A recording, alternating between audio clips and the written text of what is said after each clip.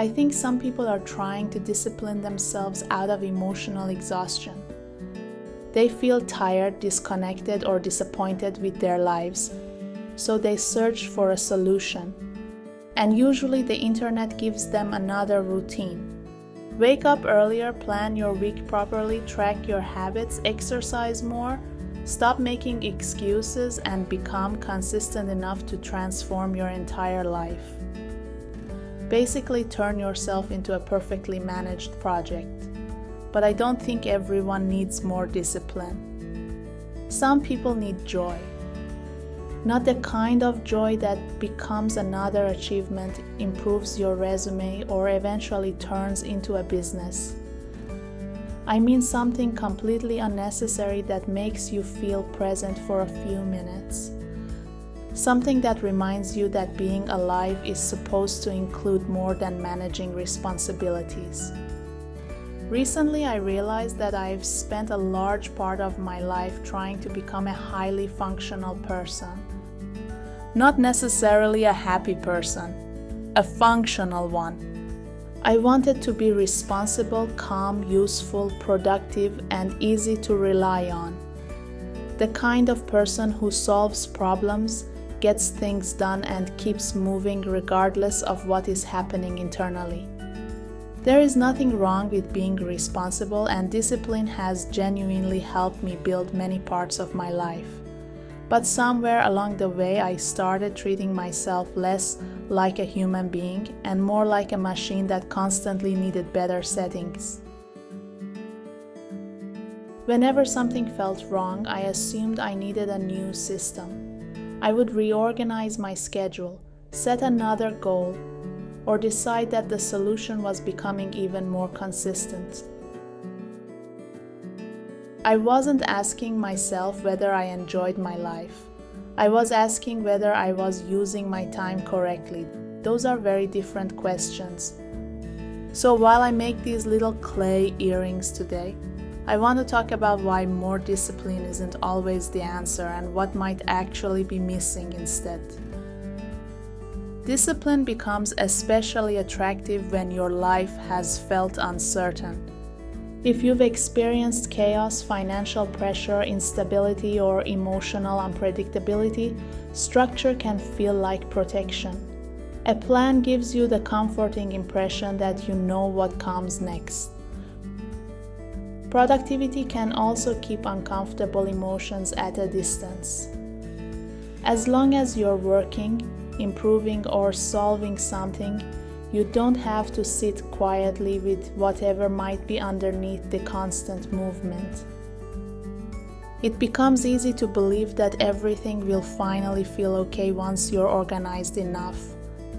Maybe after the next promotion, maybe after you improve your health, fix your sleep, or become the kind of person who never wastes a morning. The problem is that there's always another version of yourself waiting to be constructed. Self-improvement can become an endless renovation project. You keep rebuilding the house but never allow yourself to live inside it. High-functioning people are often praised for how much they can tolerate. They continue working while exhausted, remain composed when they're upset, and somehow manage to carry more responsibility than everyone around them. People call that strength, and sometimes it is. But sometimes it's simply a person who never learned that stopping was an option. Being disciplined isn't always evidence that you're thriving. In certain situations, it just means you've become extremely skilled at ignoring yourself. There can also be a strange pride in needing very little. You become known as the person who rarely asks for help, handles pressure quietly, and manages everything without causing inconvenience. Eventually, your identity becomes connected to endurance. You measure your value by how much you can survive without falling apart publicly. But tolerating a difficult life doesn't make that life good. At some point, the question has to change. Instead of wondering how much more you can handle, you have to ask what would make your life feel worth living. I think the internet has intensified this problem because it turns ordinary life into a performance. Almost everything can now be optimized, measured, documented, or monetized. A hobby starts as something enjoyable, but within 5 minutes you're wondering whether you should sell it, post it, teach it, or build a brand around it. Even activities that used to be simple have become miniature self-improvement projects. A quiet walk becomes a step-counting challenge. Reading becomes valuable only when the book teaches you something practical. Rest is acceptable, but preferably after you've completed everything and earned it properly. Even healing has started to feel like something we're supposed to be good at. You watch someone online meditate, exercise, read, meal prep, work on their business, and somehow keep a spotless home before 8 in the morning.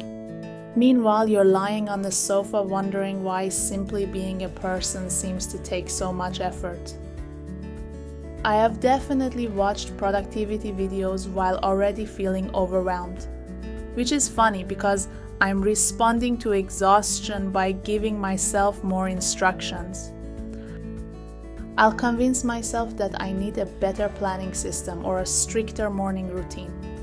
Meanwhile, the actual problem may be that I'm bored, lonely, emotionally tired, or disconnected from anything that gives me genuine pleasure. A new planner cannot solve every human problem. Sometimes the solution is much less impressive. You might need a change of scenery, a conversation that makes you laugh, or an afternoon where nothing particularly useful happens. Tracking habits and setting goals can be helpful. I'm not against any of that. The issue begins when performance becomes the foundation of your relationship with yourself. A productive day makes you feel worthy. A slower day creates guilt, even when your body or mind clearly needed it. Eventually, life begins to feel like a permanent employee review, except you are both the employee and the disappointed manager. Nothing is ever quite enough because the standard moves as soon as you reach it. You completed the task, but perhaps you could have finished it faster. You rested, but maybe you rested for too long. You enjoyed yourself, but part of your mind was still calculating what the time could have been used for instead. This is why joy can feel surprisingly uncomfortable for people who have lived in survival mode. Joy doesn't offer an obvious practical return. It asks you to stop preparing for the future long enough to experience what is happening now. When your nervous system is accustomed to scanning for problems, peace can feel suspicious. You sit down to watch a movie but suddenly remember an email. A hobby seems enjoyable until you start wondering whether you're good at it.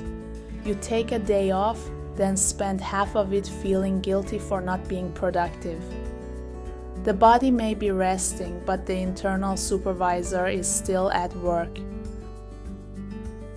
I don't want to constantly stand outside my own life, observing it and deciding how it could be used.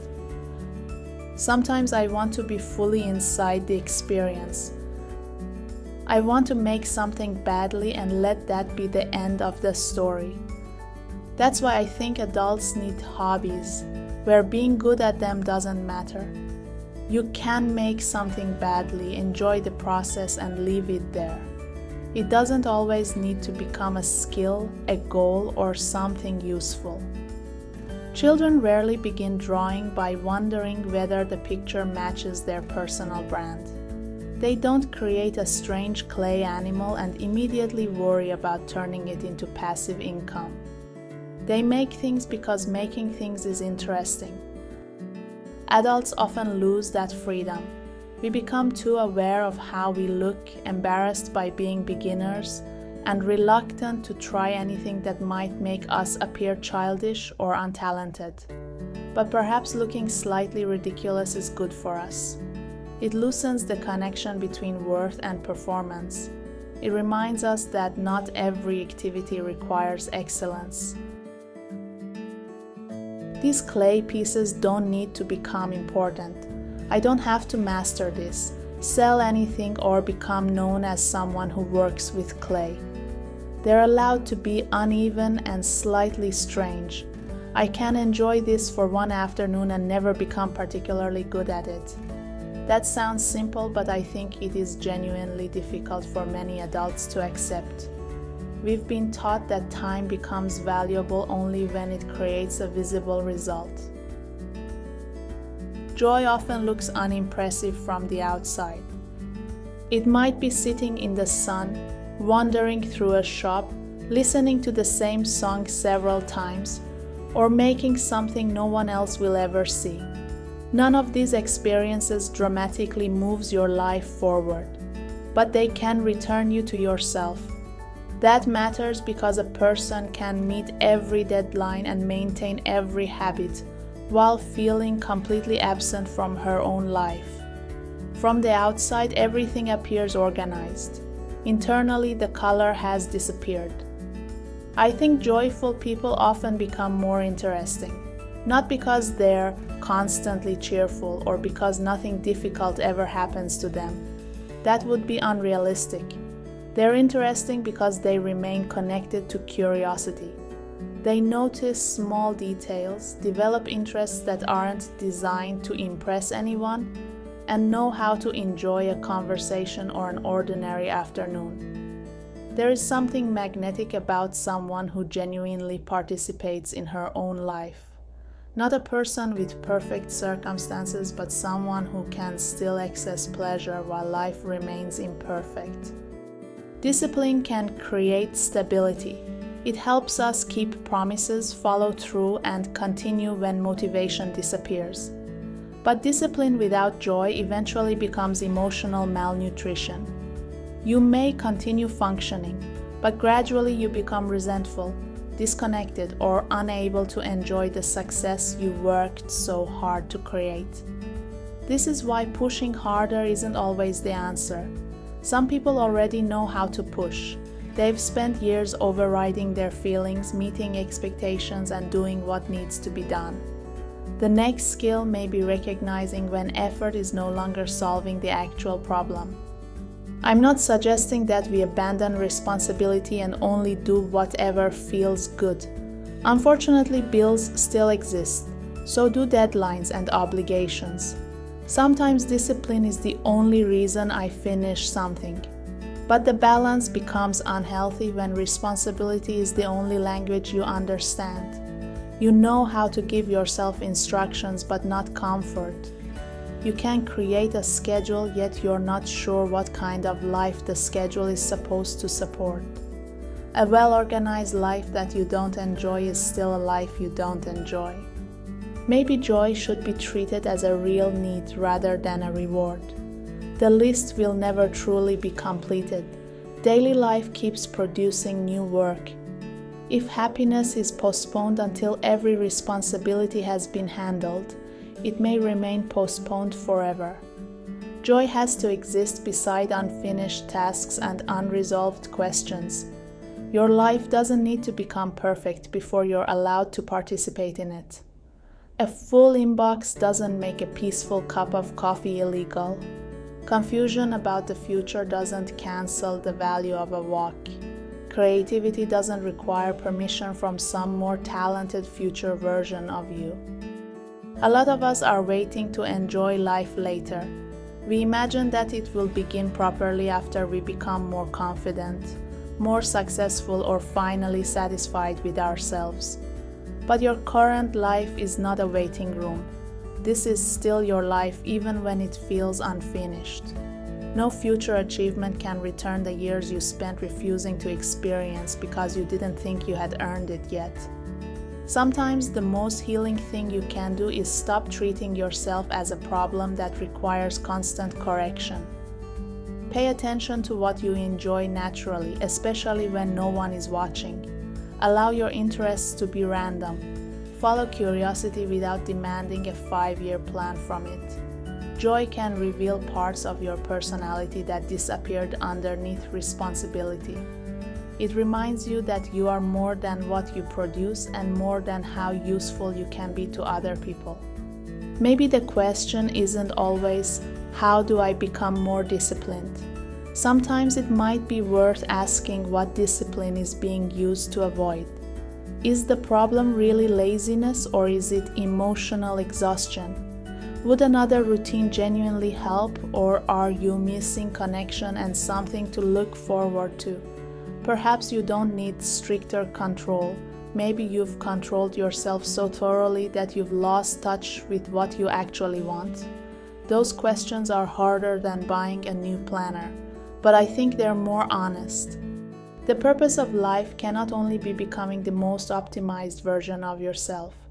It cannot be reduced to waking early, working efficiently, maintaining perfect habits, and avoiding every wasted minute. We are not here only to manage time. We are also here to experience it.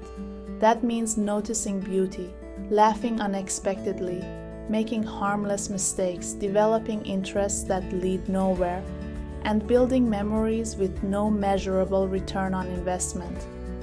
So maybe some people don't need stricter routines. They may need more color in their week, better company, enough sleep, or a reason to leave the house. Maybe it's music, sunlight, a playful hobby, or simply having something in the future that feels exciting instead of demanding. Whatever form it takes, the point is the same. We cannot keep treating ourselves like machines that are constantly falling behind. Joy is not necessarily a distraction from becoming a better person. It may be part of becoming one. When you feel more alive, you often have more patience and creativity. You become emotionally available because achievement is no longer responsible for providing every form of meaning. Life becomes something you participate in instead of something you constantly try to escape. I don't need to remove discipline from my life. I just need to stop expecting it to solve every problem. Structure helps with some things. Other situations require courage, rest, connection, or joy. So this is my reminder to myself and possibly to anyone else who needs it. Not everything you do has to improve you. Enjoyment doesn't require talent, and fun doesn't need to wait until your life is perfectly arranged. You are allowed to build a life that does more than look functional from the outside. It should also feel good to live inside. Maybe you are not failing because you lack discipline. Maybe you have simply been surviving for so long that you forgot joy was necessary too.